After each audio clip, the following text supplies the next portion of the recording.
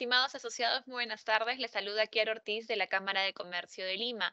¿Me confirman, por favor, si se escucha bien mi audio? Fuerte y claro. Correcto, muchísimas gracias, estimado David Quiroga. Comenzamos el día de hoy con la mesa de asesoría el día de hoy. Muchísimas gracias por su confirmación. Vamos a realizar el tema que lleva a cabo cómo conocen los acuerdos anticompetitivos en el mercado laboral. En esta oportunidad nos acompaña nuestro expositor David Quiroga, especializado en Derecho de la Competencia, Propiedad Intelectual, Derecho Administrativo y Derecho Comercial.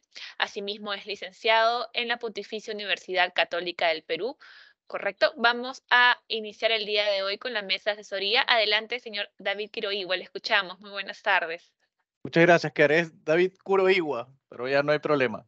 Eh, no, a ver, vamos a empezar el día de hoy haciendo una breve exposición acerca de los acuerdos anticompetitivos en el mercado laboral. En términos generales, ¿de qué se trata los acuerdos anticompetitivos y por qué tienen relación con el ámbito laboral?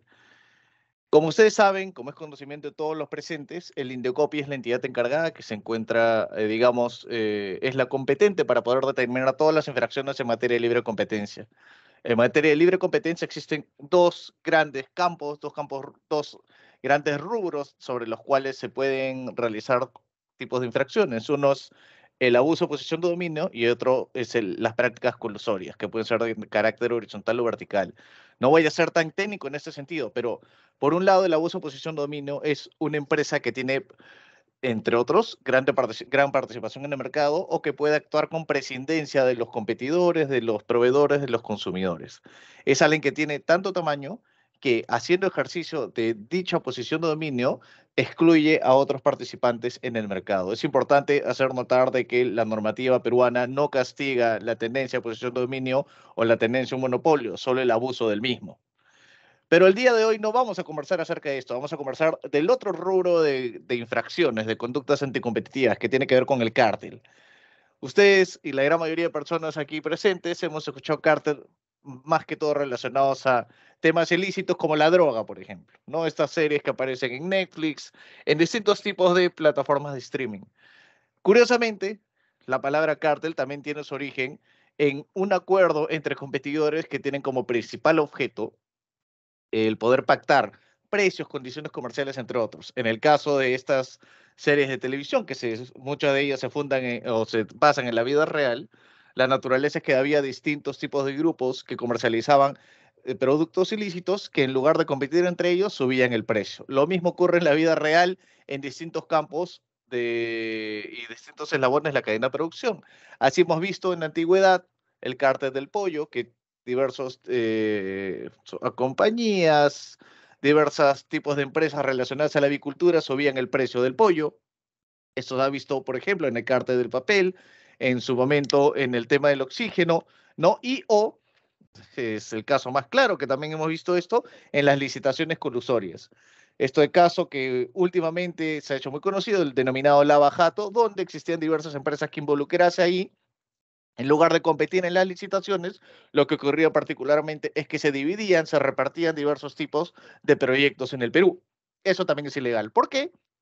Porque lo que se busca en esencia es que exista competencia entre los distintos agentes en el mercado.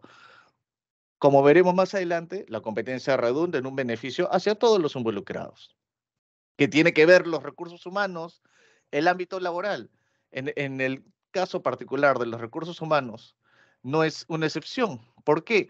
Porque inclusive en este marco de este tipo de conductas, lo que también se han configurado recientemente, ¿no? Tipos de prácticas anticompetitivas. Es por ello que cuando hablamos de las prácticas anticompetitivas en el marco laboral, ¿no? Esto no era tan, digamos, el foco de atención de parte del Indecopi. No ha sido tradicionalmente esto una prioridad para la autoridad. De esta manera no se han dado cambios normativos, pese a que la propia autoridad ya se encontraba facultada para realizar este tipo de fiscalizaciones en el mercado. Sin embargo, en otras jurisdicciones existía bastante trascendencia respecto a esto. Los casos más conocidos que han existido a nivel, digamos, internacional es uno entre Google, Apple, Adobe e Intel, ¿no? Vamos a ver algunos correos de Steve Jobs que son muy interesantes de ese tipo de investigaciones, o de diversos clubes de fútbol y la Federación Peruana, la Federación Mexicana de Fútbol Profesional, ¿no? Básicamente lo que ocurría es que eran diversos agentes económicos que compiten para poder atraer, digamos, talento laboral, empezaban a adoptar ciertos tipos de acuerdos que lo único que generaban era un perjuicio a los principales involucrados, que eran en este caso los trabajadores, ¿no? Es importante tener conciencia de que hubo un hecho muy importante que, digamos, incidió en que las investigaciones de la autoridad tengan mayor, digamos, periodicidad y se enfoque, existe un mayor tipo de especialidad en ese tipo de rubro, y es la pandemia. La pandemia, como todos sabemos, alteró las prioridades de fiscalización de las autoridades de competencia. Es así que lo que en la gran mayoría de casos se pudo advertir es que hubo una reducción concertada de salarios o planillas a nivel mundial. Diversas empresas empezaron a reducir sus planillas. Recuerden que muchos trabajadores ya no iban a las empresas por ese tipo de restricciones que teníamos. Trabajo, digamos, teletrabajo, condiciones laborales empezaron a complicar un poco. Y esto generó que, lamentablemente, algunas empresas, en lugar de tratar de ofrecer mejores condiciones a sus trabajadores, acuerden con sus competidores para ver cómo podían reducir ese tipo de costos o gastos que a su criterio se estaban generando. Es en dicho marco que en junio de 2020 se emitió la guía informativa sobre acuerdos anticompetitivos en el ámbito laboral, ¿no? Emitida por el Indecopi. El 28 de diciembre del 2021 se inicia el primer procedimiento relacionado a las infracciones en el ámbito laboral, y es en mayo de este año que este caso recién se ha podido resolver, ¿no? Actualmente existen en paralelo diversos tipos de investigaciones, pero lo cierto es que ya tenemos un precedente, no es un precedente de observancia obligatoria, pero jurisprudencia relacionada a este marco en específico. ¿Cuáles son los beneficios, evidentemente, de la competencia? Como ya sabemos, en el ámbito de la competencia, mientras más agentes existan en el mercado, mientras exista una leal y libre competencia entre unos y otros, se pueden generar mejores eficiencias. En el ámbito laboral en específico, las condiciones laborales pueden generar, en el marco de la competencia, mejores oportunidades, mejores opciones para todos los trabajadores, un mejor rendimiento de la empresa, trabajadores felices, trabajadores que encuentran mejores condiciones, suelen rendir, esto está probado, y además, como consecuencia de este, digamos, un enfoque en el trabajo, existen mejores servicios que redundan en los consumidores, que conllevan a que los productos y servicios ofrecidos por ese tipo de empresas, que tienen un, digamos, un buen ambiente laboral, ¿no? Beneficien a los consumidores. Es muy importante advertir que, a diferencia de los grandes cárteles que he citado, ¿no? Y que han acontecido tanto en el Perú como en el mundo, en el caso específico del ámbito laboral, no es necesario que las empresas que forman parte de este cártel, recuerden que en un cártel se necesitan dos o más, no es indispensable, no es necesario que las empresas que participen en ese cártel pertenezcan al mismo rubro. Generalmente, cuando hablamos del cártel del pollo, son dos empresas de avicultura. Cuando hablamos del cártel de las constructoras, hablamos de dos constructoras. Igual con el caso del papel. En el tema específico de las empresas que participan o se cartelizan en el ámbito laboral, aquí ellos compiten por los trabajadores. Entonces podemos tener escenarios tan dispares, pero válidos, en los cuales, por ejemplo, una empresa minera podría estar cartelizándose con una empresa que se dedica a ingeniería de sistemas. ¿Por qué? Porque están buscando al mismo ingeniero, al mismo talento laboral, están compitiendo por ese concepto. Entonces, a diferencia de los demás cárteles, en este rubro específico, no es necesario que las empresas se dediquen o tengan el mismo objeto social. Reitero, puede ser una empresa de transportes con una empresa de sistemas, puede ser un club de fútbol con una empresa dedicada a la arquitectura. ¿Por qué? Porque ellos compiten no por su objeto social, ellos compiten por el talento laboral. Y esto es lo que hace interesante, o digamos, lo hace particular, este tipo de supuestos de cartelización. Esto es, digamos, uno de los pocos, por no decir el único, supuesto de libre competencia en el tema de cartelización en los cuales el objeto social no tiene que ser igual. Esto es un tema muy importante. Como, reitero, las empresas no tienen que ser competidores para incurrir en infracciones. Además, y nosotros siempre decimos, solemos decir que antes el Indecopi solía recibir la jurisprudencia, las actualizaciones, la doctrina con cierto tipo de demora. Sin embargo, con la tecnología, con el avance, con los convenios que tiene la autoridad, que realiza muy buen trabajo, ¿no? Lo que ha ocurrido es que cada vez más estas tendencias extranjeras se suelen, digamos, arribar, suelen venir al Perú.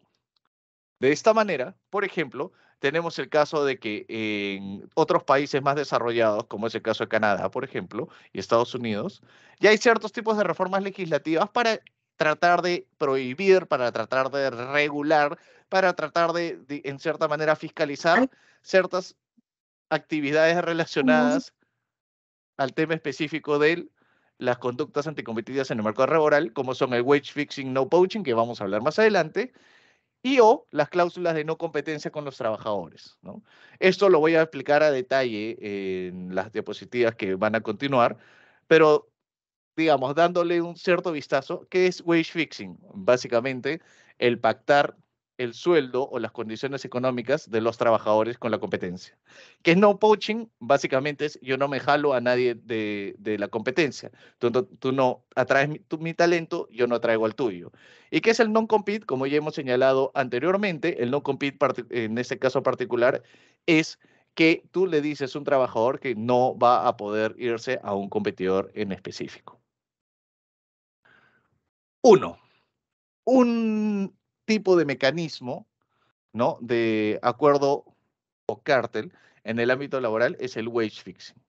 Básicamente, ¿a qué se refiere wage fixing? Es un acuerdo entre dos o más empresas que tienen como objeto establecer cierto tipo de parámetros en relación a salarios, bandas, beneficios que se pueden otorgar, condiciones de trabajo, reducción de trabajadores. Voy a poner un ejemplo para que esto sea más fácil. En un mercado altamente competitivo, si uno es un talento, si uno, digamos, tiene un talento laboral, lo que va a ocurrir es lo siguiente. De manera particular, van a tratar de atraerlo. ¿Y cómo se puede atraer al talento de un competidor? Ofreciéndole mejores condiciones laborales. ¿Cómo cuáles? Mejores sueldos, beneficios, una mayor cantidad digamos, permisos, automóviles, condiciones laborales en específico. Sin embargo, ¿qué es lo que suele ocurrir cuando uno, en virtud de esta alta competencia, empieza a ofrecer más y ofrecer más? Es un círculo virtuoso para los trabajadores, pero es un círculo vicioso para algunas empresas. ¿Por qué? Porque se incrementan los costos. Entonces, esta es una gran tentación para las empresas para decir, oye, estamos aumentando en lo que se digamos, relaciona al costo laboral. La gran mayoría de estas empresas no quieren incurrir en esos costos tan altos, motivo por el cual suelen incurrir en ese tipo de actividades que tienen carácter ilegal. De esta manera, dos agentes podrían decir, oye, ya no subamos más los sueldos, nos estamos sacando los ojos, paremos la mano, lo que se suele decir en el ámbito más criollo coloquial. Oye, ¿sabes qué? Ya no podemos seguir subiendo, pongamos ciertas bandas salariales, ¿no? De trabajadores de este a este año, no le paguemos más que este monto, ¿no? Ya no otorgamos más beneficios a las personas involucradas, entre otros. Esos acuerdos que involucran, reitero, a dos empresas que compiten para poder, digamos, atenuar la competencia, para poder mitigar ese tipo de cosas, son ilegales per se. ¿Qué significa ilegales per se? Por su sola existencia, son sancionadas por parte de la autoridad. Y esto es interesante, porque a diferencia de todas las reglas o todas las conductas de abuso de posición de dominio, donde se aplica la regla y la razón, es decir, se analiza la justificación, la razonabilidad, en las prácticas colusorias horizontales, en los cárteles, por la sola existencia del hecho, se sanciona. Hay veces que las clases me dicen, ¿no? Pero ¿qué pasa si es un acuerdo para subir el precio, un acuerdo para bajar el precio que beneficia a los consumidores? Lo cierto es que en cualquiera de esos dos escenarios, dado que a largo plazo lo que va a ocurrir es que incrementen los costos para los usuarios, genera efectos muy perjudiciales al mercado, motivo por el cual son sancionados. En este caso ocurre lo mismo. No hay sentido económico razonable para que dos empresas se junten para poder establecer topes salariales, para poder establecer beneficios. Lo único que genera esta coordinación es un perjuicio para el trabajador. De esta manera, el trabajador antes tenía varias ofertas de trabajo, le solían llevar, digamos, mejores oportunidades económicas. Como consecuencia de esta concertación, ya no recibe más ofertas, ya nadie lo quiere contratar, ya no se puede ir de un trabajo a otro con mejores condiciones. ¿Quién es el principal perjudicado? El trabajador. Evidentemente, las empresas que estuvieron involucradas tenían como principal objetivo no pelearse, es lo que se denomina como si fuera un pacto de no agresión, y disminuir los costos. Definitivamente, esto ha sido sancionado en todo el mundo, ha sido sancionado por primera vez en el Perú y es algo que se debe tener presente, que es per se ilegal. El segundo punto es que este tipo de acuerdos no solo se pueden materializar o dar a través de reuniones entre las empresas involucradas. Suelen darse ese tipo de acuerdos, ese tipo de, digamos, prácticas ilícitas también en el marco de los gremios, ¿no? Es por ello que en todos los gremios, evidentemente incluyendo las cámaras de comercio, entre otros, siempre se aconseja seguir ciertos criterios de participación. Es por eso que hay, en algunos casos, en reuniones entre los asociados, agendas, pautas, minutas, entre otros, de manera de que se puedan evitar incurrir en prácticas anticompetitivas. Porque aquí, ¿qué se le denomina, digamos, un caldo de cultivo de prácticas anticompetitivas? Si se reúnen dos empresas. Si se reúnen dos empresas y no siguen estas pautas de conducta, ¿no? Pueden ser sospechosas eventualmente de una conducta anticompetitiva. Es por eso, por ejemplo, que en la Cámara de Comercio existen pautas muy claras en reuniones entre los socios. Estos son los temas que se van a hablar. Todos los temas son, digamos, inmaculados, blancos, limpios y que han pasado por todo el compliance. Se hablan de temas en general de la industria, no se hablan de estrategias comerciales futuras, menos se va a hablar de establecer un tipo de pacto, ¿no? Estas son las pautas que deben tener todos ustedes al momento de ser parte de reuniones gremiales, reuniones sociales, en los cuales puede haber un potencial competidor y en tal sentido un riesgo de revisión de la autoridad. Debe haber políticas y se debe entrenar a todos los asistentes para poder evitar ese tipo de conductas. ¿Por qué? Porque, reitero, se den este tipo de acuerdos en el marco de un gremio, en el marco de una reunión personal, en el marco de una reunión en la cual tú estás con tus competidores, esto puede generar que se materialice un acuerdo y lo que es peor, que como es per se legal, ya no haya justificación y se sancione. Esto es lo que debemos tener, digamos, muy presente al momento de ir a una reunión con un competidor. Es importante y por eso hago esta acotación. No está mal que te reúnas con un competidor, pero sí está mal si te reúnes con él y hablas de temas que son sensibles. Es por ello que cuando te reúnes con un competidor debes tener pautas muy claras, debes tener un compliance muy claro, debes tener reglas establecidas, agenda, minutas, actas que acrediten de que la reunión no ha tenido un objeto ilícito en sí. En dicho marco, como les dije, ¿no? Ya tenemos el tema de los gremios, tenemos el tema de las reuniones, el intercambio de información también puede ser de cierta manera peligroso, ¿no? Intercambio de información entre empresas sobre salarios, beneficios, condiciones, aun cuando no existe un acuerdo, son un indicio muy claro de que puede estar ocurriendo una práctica anticompetitiva. Existen ciertos tipos de pautas, ciertos tipos de comportamientos, conductas, en los cuales diversas empresas quieren, por ejemplo, hacer un pool de información.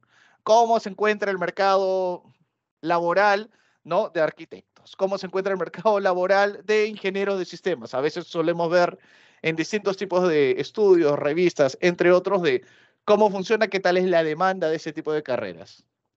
Lo cierto es que el hacer incluso ese intercambio de manera indebida o de manera inadecuada, ¿no? Puede generar también estos riesgos de competencia. Si ustedes han visto, es como si fueran diversos tipos de pautas, diversos tipos de indicios que pueden configurar o llevar a la materialización de una conducta. ¿Cómo llegamos a una conducta ilícita?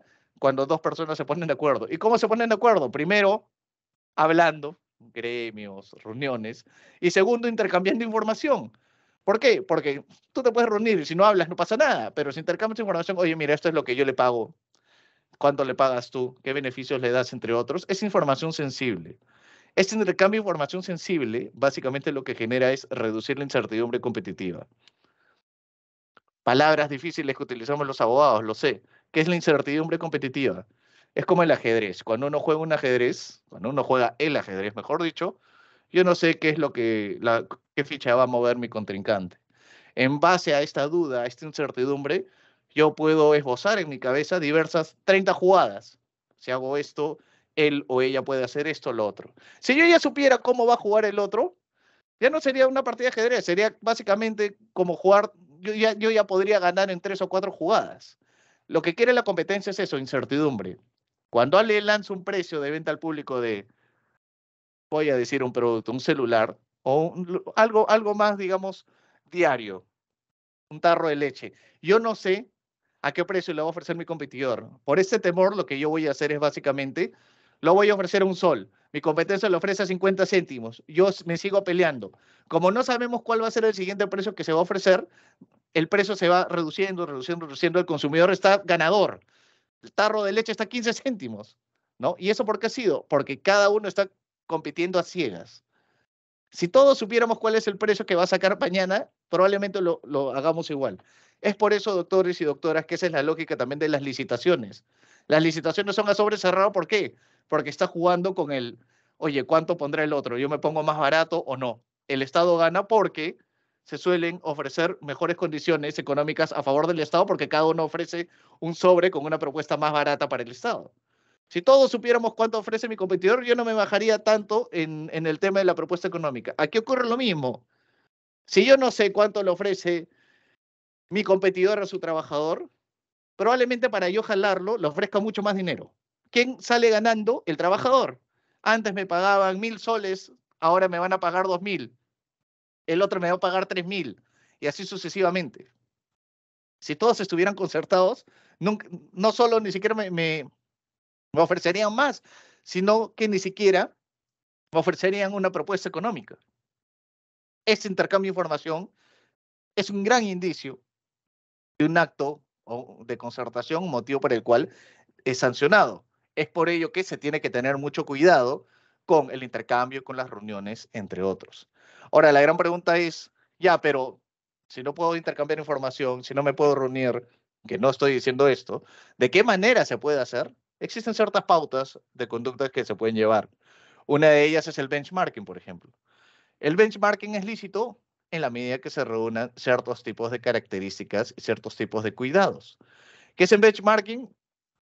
Por ejemplo, en lo que es el mercado retail, se suele ver que hay estudios de mercado. Esto es lo que es un benchmarking. Un estudio de mercado que suele hacer diversas empresas, en lo que es, por ejemplo, algunos tipos de productos abarrotes, se utiliza GCR. En el caso de GCR, lo que ellos dicen es diversos proveedores, por ejemplo, Totus y Wong, le brindan información a una entidad, ¿no? A CCR. Ellos lo que hacen es recopilar la información, lo agregan, es decir, no permiten identificar cuál es el origen, ¿no? Establecen ciertos tipos de parámetros de confidencialidad y lo que entregan es un estudio general. ¿Qué es lo que dice ese estudio general, básicamente? Lo que señala es cómo funciona el mercado. En la demanda en Lima Sur suele estar más dirigida a abarrotes de tal manera. Perfecto, ¿no? ¿Esto permite ofrecer mejores productos y servicios? Sí. Este estudio tiene información de diversas partes involucradas, sí, pero lo cierto es que no funciona como un campo de cultivo para intercambio de información sensible. Todo lo que se entrega es agregado, anonimizado. Es decir, información concreta en específico que ha sido entregada a esta tercera persona pero que es compartida con pautas de resguardo de información y que han sido debidamente, digamos, aprobadas por todas las autoridades de competencia. El utilizar estudios de benchmarking es válido, siempre que cumpla con esa característica que se ha realizado por terceros, que la información nunca sea compartida entre las empresas partícipes. Me refiero a la materia prima, a toda la información detallada. Esto no va a ser compartido entre los partícipes. Esto va a ser solo utilizada por este tercero. La información que se vaya a dar tiene que ser de carácter histórico y no actual, ni que sea prospectiva, es decir, ni futura. Y los resultados que yo les estoy entregando como ese tercero son, como ya les había señalado, presentadas de manera agregada, desasociada y anonimizada. Es decir, la información es relevante, correcto, pero hay que tener bastante cuidado con cómo se maneja la información y cómo se comparte. Hay una línea muy tenue en lo que yo puedo denominar estudio benchmarking adecuado y un estudio que básicamente lo que es un caldo de cultivo de una concertación. En Europa se creía que con el utilizar, por ejemplo, a una auditora, a una empresa tercera, solo con eso ya se cumplía con los parámetros, pero no.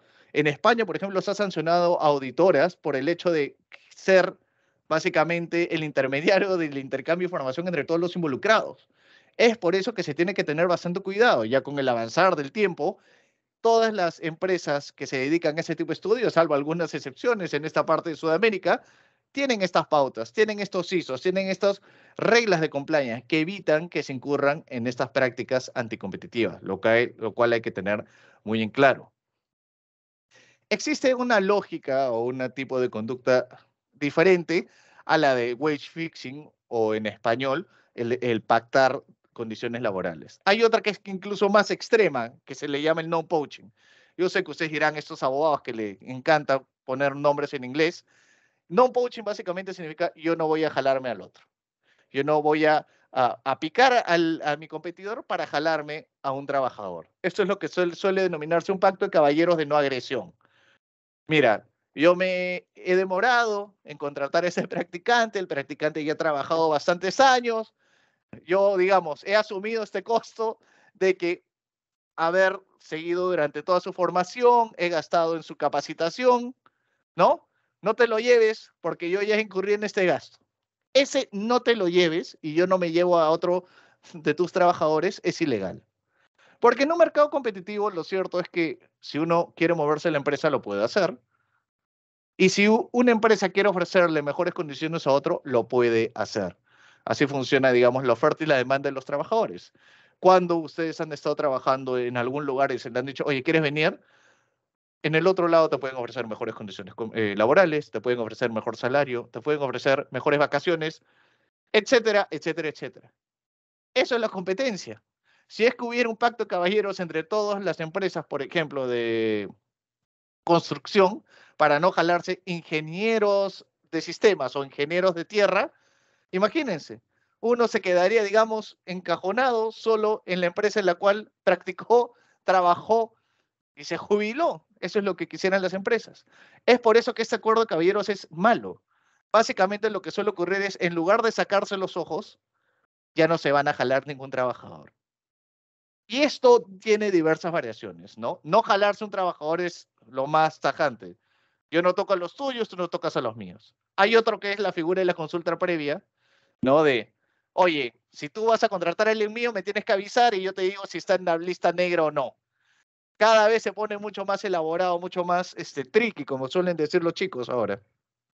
Estos acuerdos de no me voy a jalar a ninguno también son ilegales. Como les digo, todos los acuerdos horizontales entre competidores de los cárteles son per se ilegales. David, hay que encontrarle justificación. No, no hay justificación porque por la sola naturaleza, objetivamente ya son una infracción, ¿no? Hay otros acuerdos accesorios que podrían hablarse, que se puede aplicar la regla de la razón, que en los cuales se aplica la regla de proporcionalidad, el ámbito geográfico, entre otros, pero en el gran digamos, la gran proporción de estos acuerdos son ilegales. Aquí hay casos muy interesantes y divertidos, que es uno de ellos el caso de Google, Apple y Adobe, que les voy a mostrar los correos inmediatamente, y el otro es el caso recientemente en la resolución 52-2023 que involucró a diversas empresas como COSAPI, entre otros. Voy a mostrarle, digamos, el caso más, el que a mí me parece más divertido.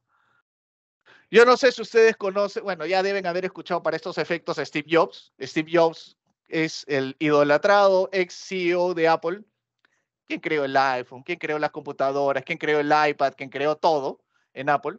¿No? Y Sergey Brin es básicamente el ex dueño de Google, o el dueño de Google actualmente, ¿no? Larry Page, Sergey Brin. Y básicamente este correo de Sergey Brin es enviado a otras personas de Google internas, ¿no? Y el forward, se lo voy a traducir, el forward lo que dice, o el objeto del correo, lo que suele decir es el motivo, etcétera, etcétera, dice llamada de Steve Jobs, pero irate significa asado, amargo. ¿Y qué es lo que dice este correo? Entonces he tenido otra llamada furiosa de Steve Jobs el día de hoy. ¿No? No creo que nosotros deberíamos dejarle a él determinar cuál es nuestra estrategia de contratación, pero pienso que debería hacérselos conocer, digamos, para que todos ustedes sepan qué es lo que me está diciendo. Él lo que me está diciendo es básicamente lo siguiente: si tú contratas a uno de estas personas, eso significa guerra. Es decir, Steve Jobs le estaba diciendo al CEO de Google, Si tú contratas a una de estas personas, eso significa guerra, que voy a quitarte todo.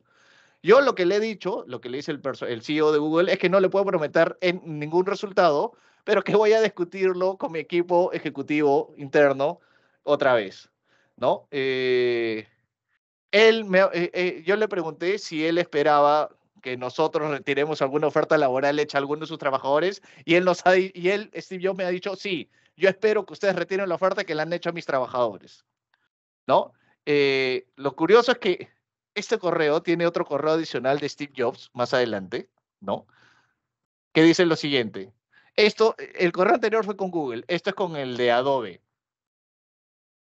Adobe es el que hace Photoshop, el que hace Acrobat, el que hace PDF, el que te permite leer todos los documentos en general en la actualidad. ¿Y qué es lo que le dice Steve Jobs al dueño de Adobe? Bruce, Adobe está reclutando de Apple. Ustedes ya han contratado a una persona y ya están llamando a más. Yo tengo una política muy clara, yo de Apple, yo Steve Jobs, que no voy a contratar a nadie de Adobe.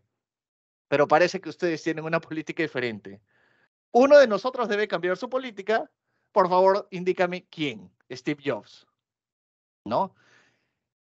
Y lo que dice Bruce, lo que es el CEO de Adobe, es básicamente lo siguiente. Yo creía que nosotros habíamos quedado en que no íbamos a reclutar a ningún empleado senior, ¿no? De cierta categoría. Estoy seguro que tus reclutantes o nuestros reclutantes se han acercado a otros más juniors.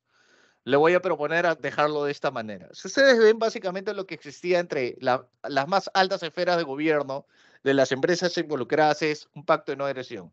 Yo no me meto con nadie de ustedes, ustedes no se meten conmigo y de esta manera no vamos a incrementar nuestros costos laborales mejorándoles sus condiciones.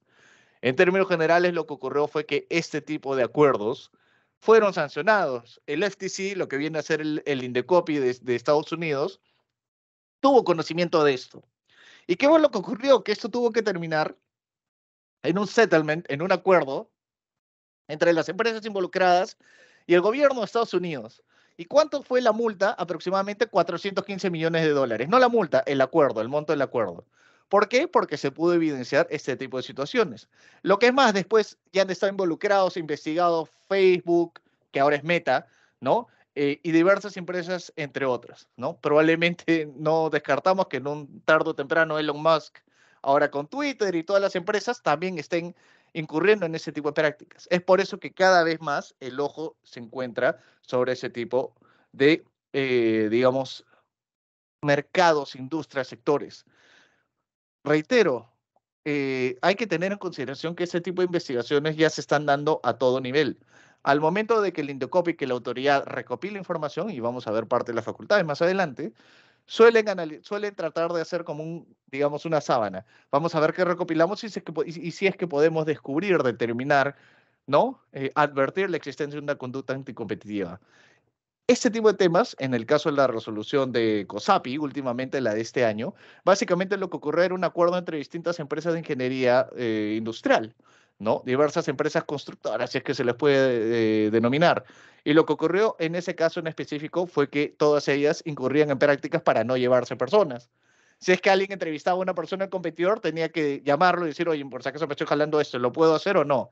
Básicamente en ese mercado específico, es muy interesante, no había alta competencia, todo estaba pactado, ninguno se podía jalar al otro. Es decir, pobres los ingenieros que estaban involucrados en este tipo de conductas porque estaban afectados, no podían moverse de un lugar a otro, no les mejoraban el sueldo de un lugar a otro, no había ofertas laborales.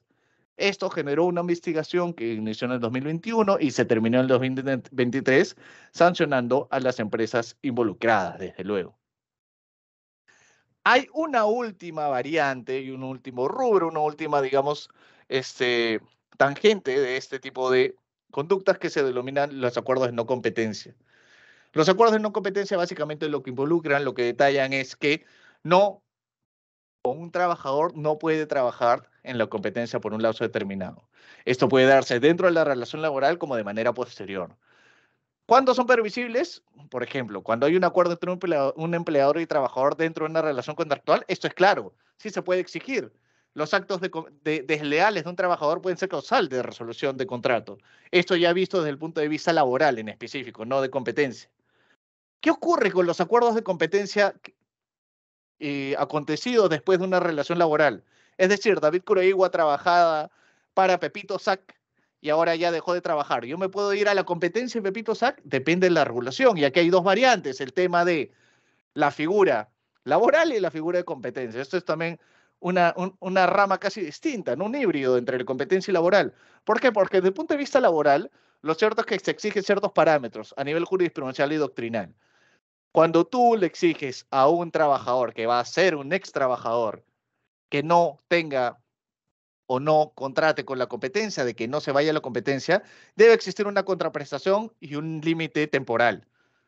En otras palabras, tú no le puedes decir, David, tú has trabajado hasta agosto del 2023 y no quiero que trabajes nunca para la competencia y no te voy a pagar nada. Eso no existe, no es eso es esclavitud. Eso no se configura. Sin embargo, sí es válido si siguen ciertos parámetros. Uno puede establecer 6 meses, un año de no competencia, debidamente remunerado, ¿no? Eso es lo interesante. Desde el punto de vista laboral. Desde el punto de vista competencia, esto es caso por caso. ¿Por qué? Porque existe cierto tipo de trabajadores que han tenido acceso a información muy sensible, al know-how, a lo que a veces yo pongo el ejemplo, a la receta mágica de un restaurante, ¿no? A la receta mágica de la Coca-Cola. Y lo cierto es que si se van a la competencia se están llevando todo ese know-how, todo lo que yo he tratado de proteger, ¿no? Entonces, aquí se aplica la regla de la razón. ¿Qué significa? Que ciertos parámetros puede ser razonable, que uno le puede exigir desde el ámbito de libre competencia que no trabaje un plazo predeterminado, ¿no? Pero depende de cada uno. No es lo mismo, y me voy a ir al extremo, ¿no? Pedirle al gerente comercial, al especialista en logística o al gerente general que tiene acceso a esta información sensible, un non-compete, que a David Kuroigua, el practicante, que solo trabajó un mes, ¿no? El mismo plazo de non-compete.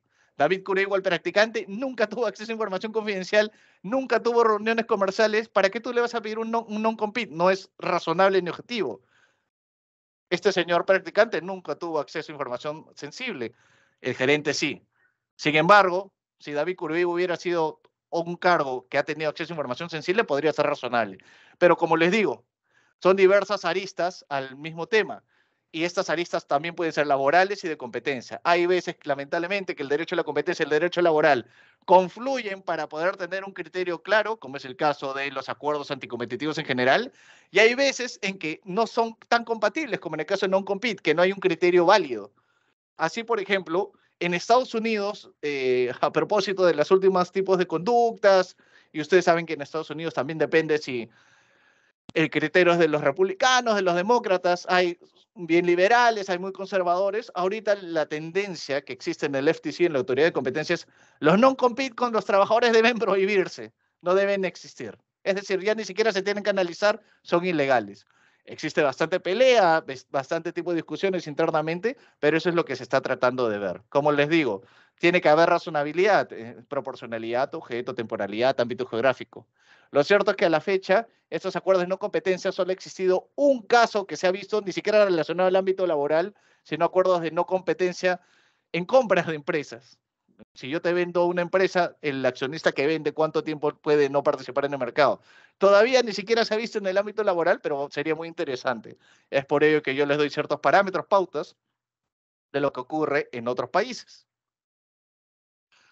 Como les dije, en el 2020 Indecopi emitió una guía con lineamientos, ¿no? A propósito de lo que había ocurrido con el tema del COVID. Con el tema del COVID ellos pudieron haber advertido que hubo un incremento de consultas, ¿no? Y yo me recuerdo que durante el COVID, cuando hablamos con el Indecopi, ellos nos decían, estamos recibiendo consultas de, ¿y si yo con otras empresas en el mercado hago acuerdos de compra conjunta de agua, de alcohol, de no sé cuánto?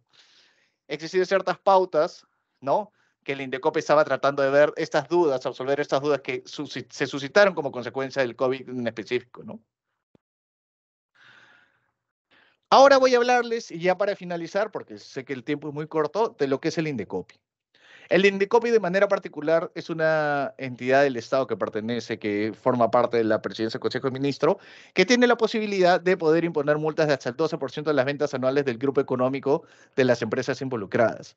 Pero no solo nos quedemos ahí, porque el Indecopi además puede imponer multas de hasta 100 OITs. Recuerden que el OIT este año es 4.950 soles, ¿no? Entonces, si nosotros multiplicamos esto por 100, es casi 495.000 soles de multa que va directamente a las personas involucradas. Y no solo va a los más altos cargos de gobierno, sino eso también va a todos los diversos eslabones de la cadena de trabajo que formando parte de la empresa no dijeron nada. Existe además diversos criterios para poder determinar y descubrir la existencia de cárteles. Uno de ellos es el tema de las recompensas y otro es el tema de la clemencia. El tema de las recompensas básicamente es que una persona que no se encuentre involucrada en este tipo de conductas presenta información que permita acreditar la existencia de este tipo de conductas anticompetitivas. Por el otro lado, la clemencia es como la confesión sincera, lo que se puede decir. Ustedes han visto en el ámbito penal que hay empresas o hay individuos que otorgan información a efectos de obtener algún beneficio, ¿correcto? Aquí ocurre lo mismo. En la clemencia, lo que suele ocurrir es que uno de los involucrados presenta información sobre la conducta anticompetitiva y se le da un beneficio en la multa, por ejemplo.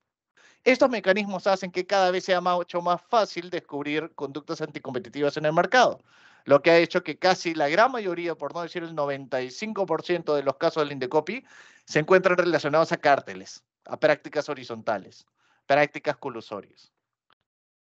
Siempre nosotros terminamos aquí en el tema del Indecopi, pero lo cierto es que desde hace ya algunos años, nuestro Congreso promulgó una norma que penaliza ese tipo de conductas.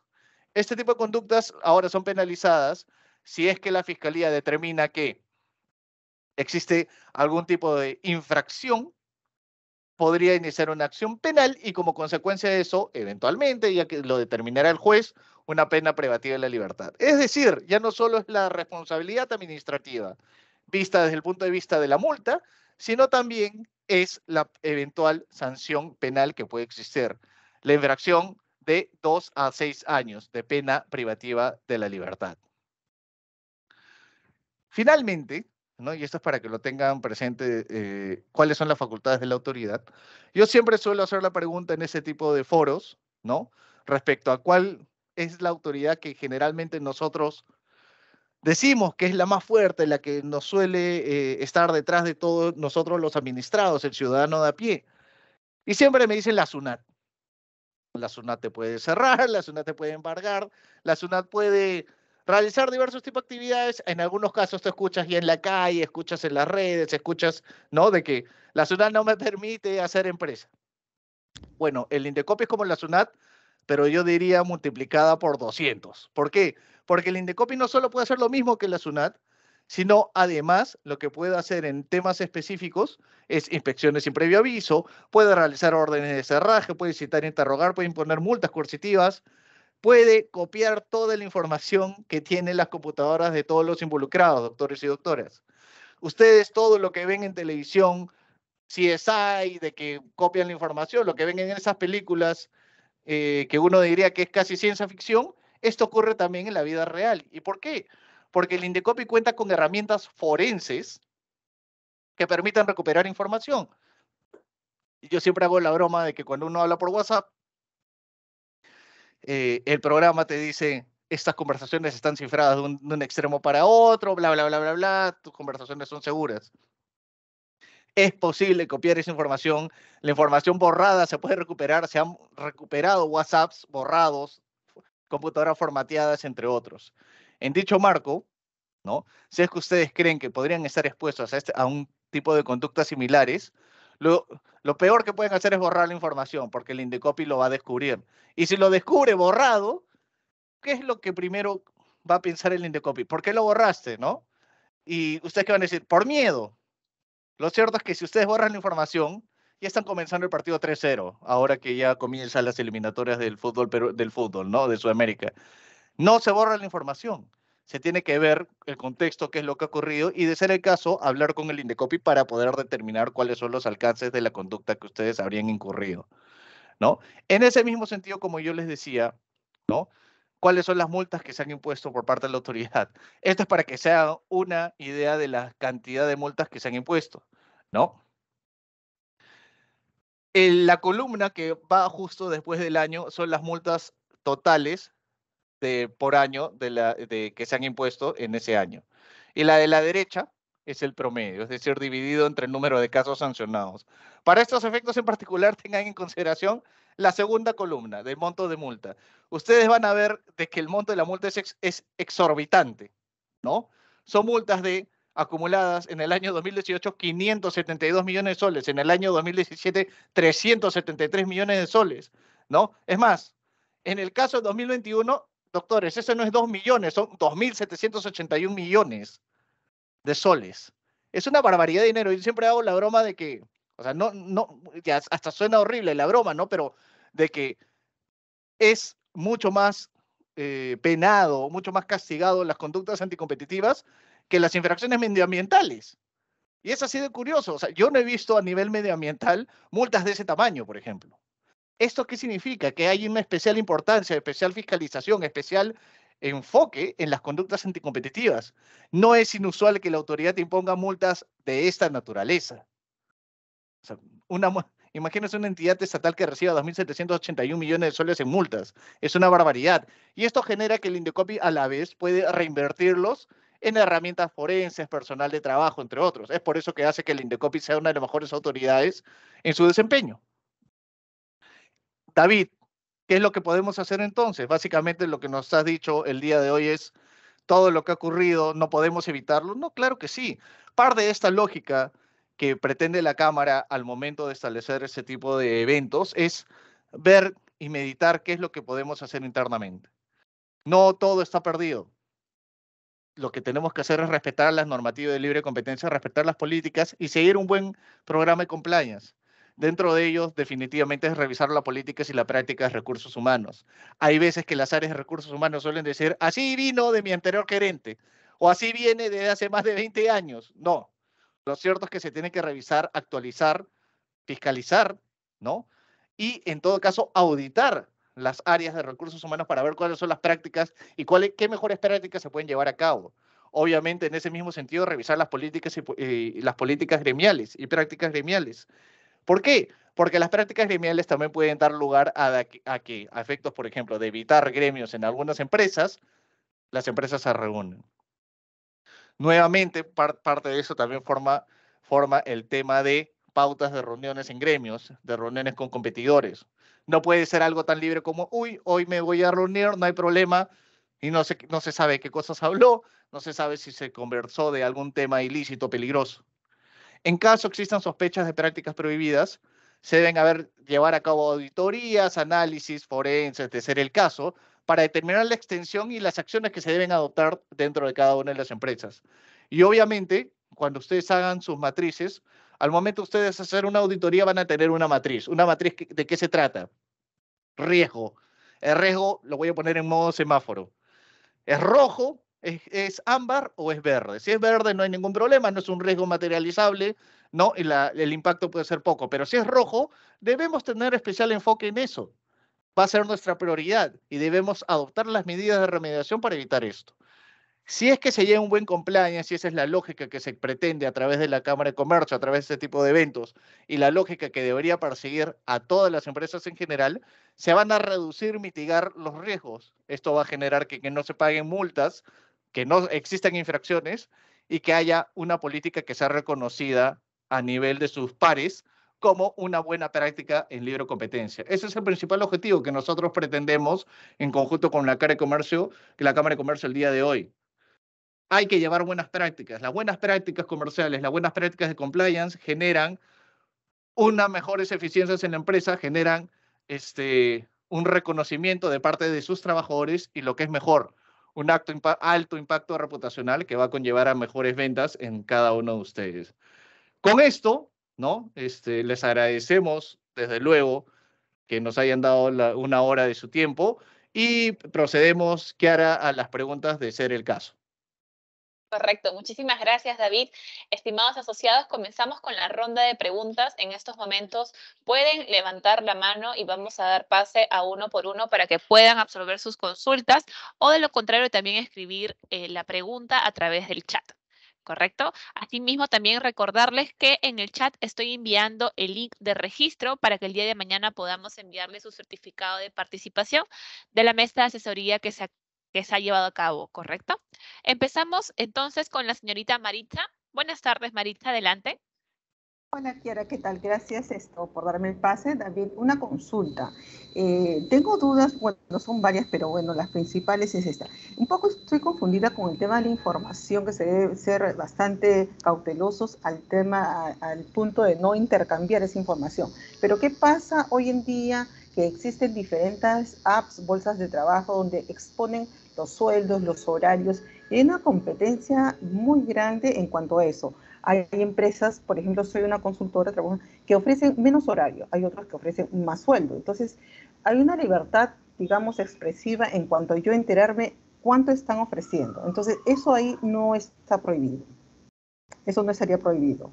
Eso es A normal. ver, en principio la información que tú puedes acceder públicamente, ¿no? Como tú me dices, a ver, yo accedo a páginas web, en mi momento era Easy Jobs, ya no, que probablemente ya no existe Easy Jobs, pero ¿no? De empresas que ponen a disposición ciertos trabajos, eso tú podrías tenerlo como parte de tu información para poder determinar cuáles son las mejores prácticas laborales. Ya cuando empezamos a entrar a un campo mucho más gris, ¿no, Maritza? Es cuando tú, por ejemplo, empiezas a pedirle información a un trabajador, oye, ¿cómo se está tratando la competencia? Y cada vez más oscuro es cuando tú ya entre competidores empiezas a decir, oye, ya no lleguemos a esto, ¿no? Entonces son diversos matices de gris que yo te podría decir, en este caso de información pública, yo lo veo más hacia el tema más blanco, es decir, no tan peligroso. Pero mientras más sensible sea la data, ya podrías entrar al campo de que pueda ser sospechoso de un acto anticompetitivo. Claro, disculpa David que te haga ahí un hincapié. Esta información que está expuesto no solamente está a través de las bolsas, está a través de diferentes páginas. Por ejemplo, hay tesis que cogen una empresa Alicor, diferentes empresas, y comienzan a detallar la casuística, la problemática. Entonces en su tesis hay una propuesta, un problema y hay una situación de resolución o varias formas de plantear la solución a ese problema. Entonces, he visto varios casos donde se toma información valiosa, muy dentro de la empresa. Eso de ahí, ¿hasta qué tanto estaría permitido y qué tanto yo podría utilizar a mi beneficio? A ver, ¿cuál es el tema? Que mientras sea información más sensible, entendida como aquella información que a ti, tuya, que no te gustaría que tenga un competidor, ahí el Indecopy va a generar sospechas. Sin embargo, en este supuesto en específico, Maritza, lo que tú nos has dicho es, ya, pero son tesis públicas, por ejemplo, ¿no? Exacto. Ahí yo te podría decir, yo creo que podría haber argumento a tu favor, ¿no?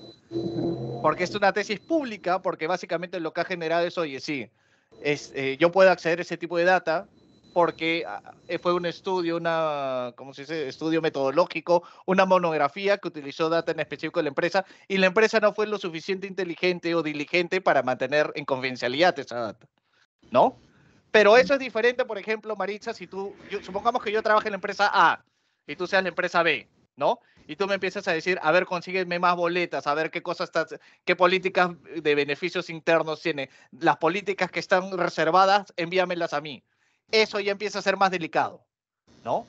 Y lo curioso es que aquí se está dando intercambio a través de una persona, ni siquiera entre competidores, y eso también puede ser peligroso. Por eso te digo, si es información pública, yo lo veo mucho más hacia el lado blanco, ¿no? Si es información privada que tienes que realizar bastantes actividades, por lo mismo, para acceder a esa información privada, yo ya lo veo casi negro. Todo en el medio va a tener que determinarse en cada caso específico, ¿no? No existe una respuesta que yo te diga, esta data es blanca, esta data es negra, ¿no? Existen diversos parámetros de información y y eso es lo curioso, porque la autoridad tampoco puede hacer una resolución donde diga, esta data en este contexto es válido, esto no, porque si no sería una resolución de 500.000 de páginas, ¿no?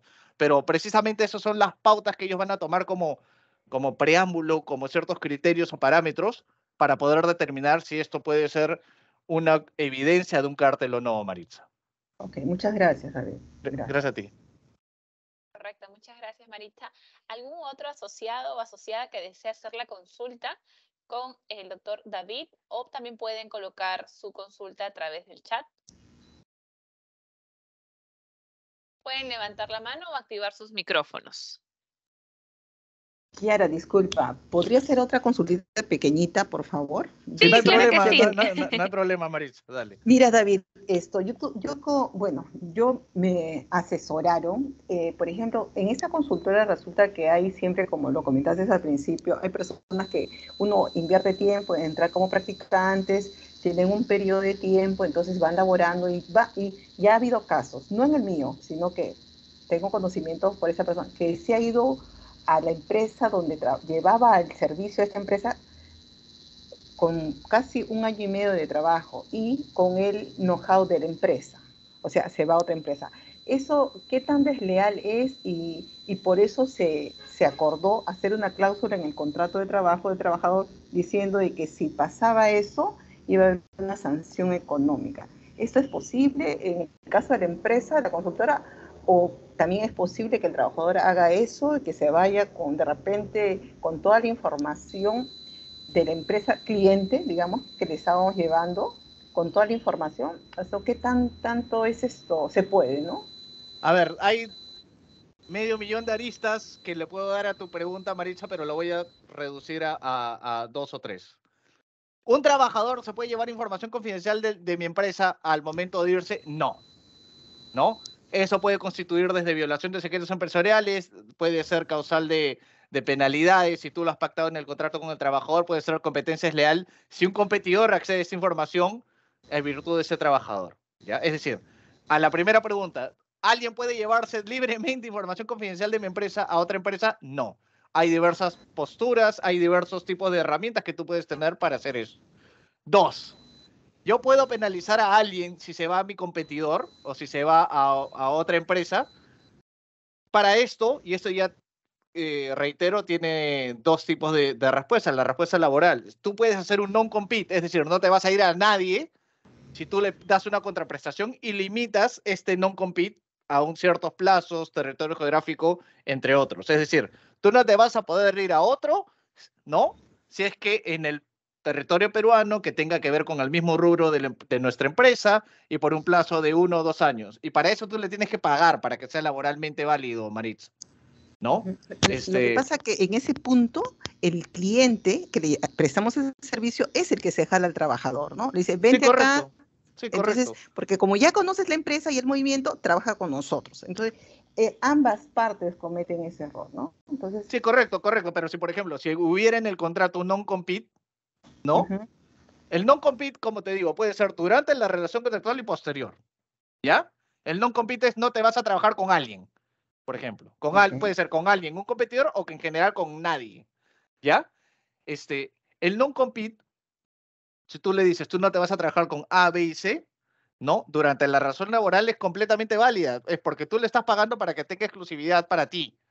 Yo le pago a David Corego para que trabaje conmigo, no para que trabaje con Pepito, Menganito y Sultanito, ¿no? Si yo trabajo, David Kuroiwa, con X, que no es mi empleador, tú puedes adoptar medidas laborales para poder sancionarlo. David, ya, pero ¿qué pasa si Kuroiwa dejó de trabajar y se va al cliente, ¿no? Si no tengo un non-compete, yo tengo plena libertad de irme con quien sea, cuidando las informaciones confidenciales, entre otros. Si tuviera una cláusula de no competencia, una cláusula que no me voy a ir a un cliente, una cláusula que no me voy a ir a B y C, tú podrías decirle, oye, tú has incumplido el non-compete, págame la penalidad que hemos regulado en ese non-compete. Eso lo podrías hacer. Pero si no hay nada, yo tengo plena libertad para irme a trabajar con Mengano, Sultano y Perencejo, ¿no? me quedó claro. Es decir, si el contrato no tiene nada, no podemos exigir nada, Maritza. Obviamente Claro. hay particularidades de cada contrato, pero en términos generales es eso, ¿no? No es que de manera posterior tú le puedes decir, oye, no, tú no debiste. No, eso se pacta antes. Ya. Te agradezco bastante, me quedó claro. Muchas Perfecto. gracias. Correcto, muchas gracias, Maritza. Bueno, parece que no hay ningún otro asociado que desee hacer su consulta. Pueden levantar la mano, escribirlo en el chat. Vamos a dar un minuto más para ver si es que algún socio se anima a hacer su consulta. No, también pueden escribirlo durante el chat.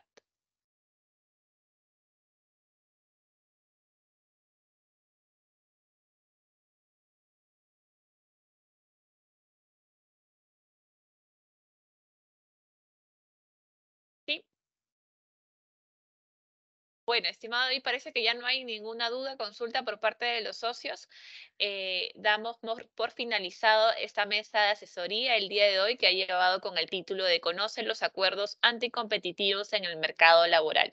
Muchísimas gracias, David, por tu participación el día de hoy. ¿Algún mensaje final que deseas brindar a los asociados? No, muchas gracias a la Cámara de Comercio y reitero, hay que siempre respetar la libre competencia y con compliance todo se puede lograr. Muchas gracias. Ok, muchísimas gracias, David. Muchísimas gracias a todos los asociados que han ingresado el día de hoy. No se olviden, por favor, antes de salir de la reunión, por favor, llenar el link del certificado, que lo estoy volviendo a compartir, para que puedan llenar el registro correctamente. ¿Correcto? Muchísimas gracias a todos. Muy buenas tardes.